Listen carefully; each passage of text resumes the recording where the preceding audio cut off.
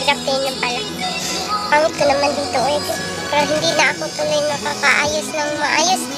Tawag doon. Kasi padilian as in talaga. Ang padilian talaga guys. So, for today's video is ito guys. Pakita ko. Ayan na. Nakuha na yung ating ano. Nagdugo-dugo kasi siya. Tawag doon. As in, ang pangit. Oh, nagdugo na siya guys. Kasi nag-medical ako. So, this is what happened. Oh, diba? So, yun na nga guys. Update ko kayo later. After nito kasi papunta na ako sa bahay na aking tutulugan. But then, we'll see you later. Bye!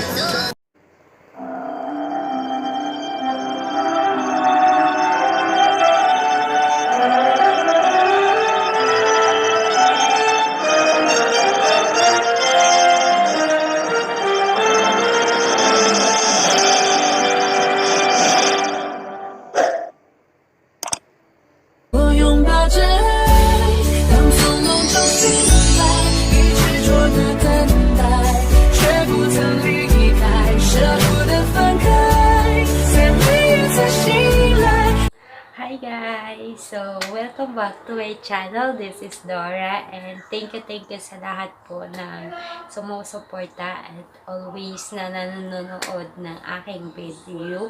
Shoutout po sa Team Sulid na always nagsusupport. Although na wala ako masyadong upload na video, ayun na nga guys, namimiss ko kayo. So, yun na guys, dahil dito na ako sa aking bansang lagi kong gustong puntahan at the same time dito na din ako since 2013 nag-work din ako dito. So, yun na nga guys.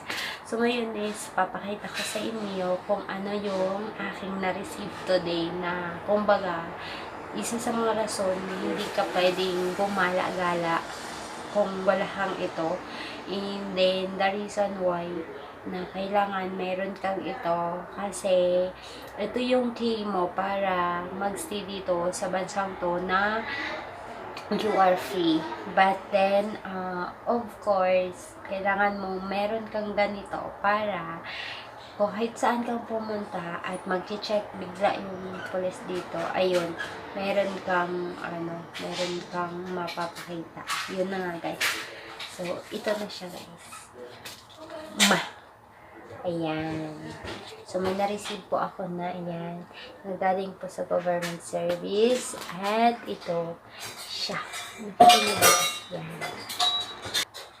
Ayun na nga guys, back to story tayo. Ayan. So, important ito. Galing po ito sa sa Ministry of Manpower.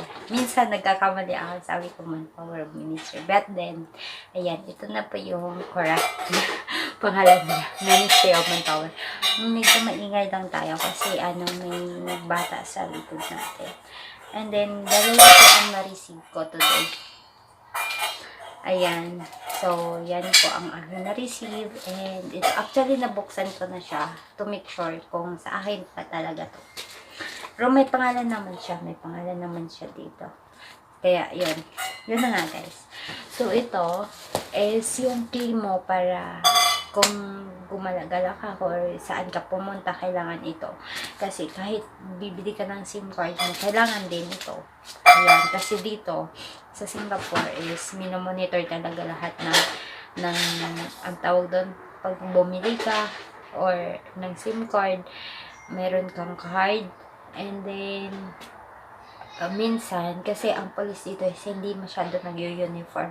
So, bigla-bigla lang talaga sila magtatanong sa'yo.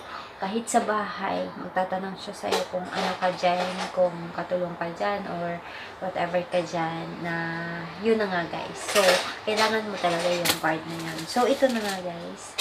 Ipapakita ko na sa inyo. Yung laman nito is, ito yung liter niya. Ayan. So, dito ako nagsistay. And this is then, ayan guys, meron siyang monitoring. Ayan, may monitoring siya dito. So, kailangan natin i-upload para malaman kung ano yung ating status ng ating card. Ayan. And then, ito na siya guys. Meron na tayo your new work pass card. Ayan. So, new work pass. Kasi hindi ko siya masyadong mapapakita sa inyo kung ano po dito. Ayan. So, ayan na guys. Ayan. Kasi, dito kasi maingay-ingay. Kaya, ganun na siya. So, yun na nga guys. Ayan, nakikita niyo yan. May SG Pass.